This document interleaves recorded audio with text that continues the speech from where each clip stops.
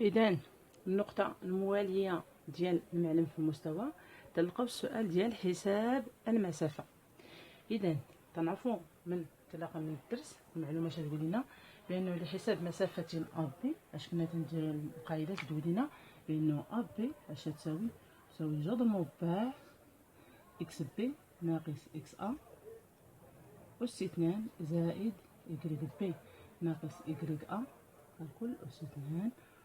هذه هي تحديد المسافة من خلال القاعدة. الله يرضي عليكم هنا واحد القضية بغيت ننبه لكم ليها، هي خصنا نحفظوا القواعد. راه الرياضيات بلا قواعد راه ميمكنش توصل، ميمكنش نجي نقرا الدرس ندوز عليه ونجي نبدا نصاوب التمارين. خصني بعدا نجلس مع راسي نحفظ القواعد اللي معطيني، نفهمهم مزيان ونحفظهم، ومن ديك الساعه راه تيجي الفهم تيجي من خلال التمارين.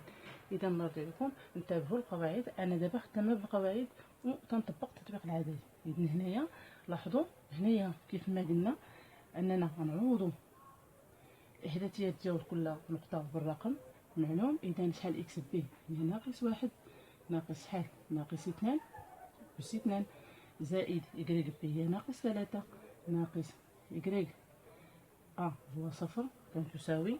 إذا تتساوي نجمعوهم أس 2 ونحطو تحت الجذر. إذا نجيو نحسبو عدديا ناقص واحد ناقص جوج هي ناقص 3 أس 2 ناقص 3 أس 2 هي 9 زائد ناقص 3 ناقص صفر هي ناقص 3 أس 2 هي 9. إذا نحسبو تساوي هي جذر مربع 18. 18 كم تساوي 9 في 2 تساوي هو 3 جذر 2. إذا أ بي المسافة أ بي الطريقة ديالها راه بسيطة أ بي. إذا كيف ما تلاحظوا ببساطة حطيت القاعدة باش نلقى التعريف ديال المسافة، عوضت كل الإحداثيات بالرقم المعلوم وحسبت ونلقى المسافة. كيف ما قلنا هذا السؤال في الغالب تيجي من بعد السؤال من قبل تيكون مثلا تيقول لنا حدد المتجهة. هما طلبوا منا تحديد المتجهة ولقينا ديجا المتجهة شحال تساوي نلقاو فيها 9 الإحداثيات ديالها.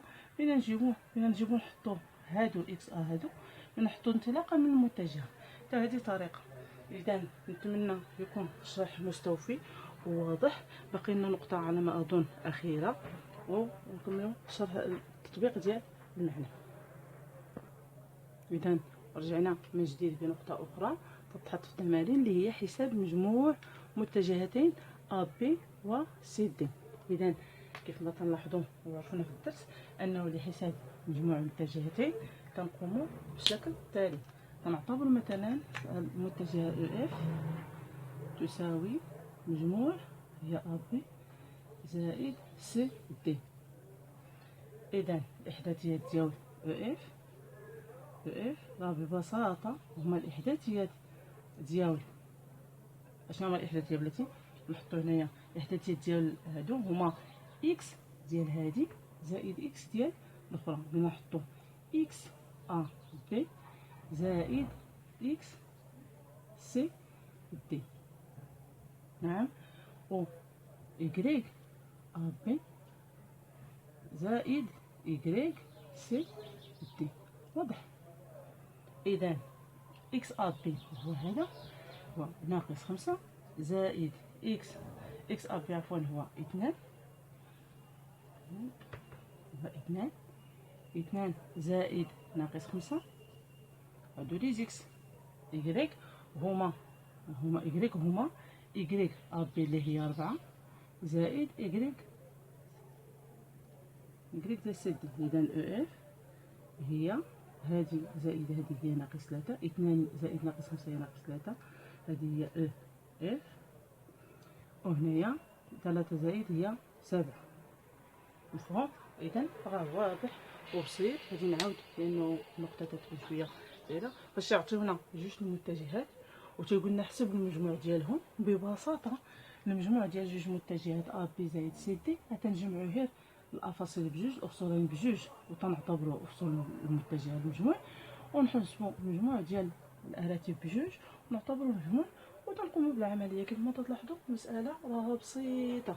نتمنى نكون جميع النقاط والأسئلة التذكير أن هادو هزيت الرياضيات ديال المحيط وشفت كاع المحيط فيه الرياضيات وشفت كاع الطريقه ديال الاسئله المطروحين، وحاولت انني نشرح لكم كيفاش ممكن نجاوب. اذا الا الله يرضي عليكم بغيتو تفهموا اكثر وتزكيو الفهم ديال هذا الدرس، ما خصنا عليكم الا تمشيو للرياضيات وتشوفوا راه كل نقطه دابا كيفاش نحلها راه عندكم. نتمنى نكون وصلت المعلومات كاملين، والى فيديو ان شاء الله قادم بحول الله. السلام عليكم ورحمه الله.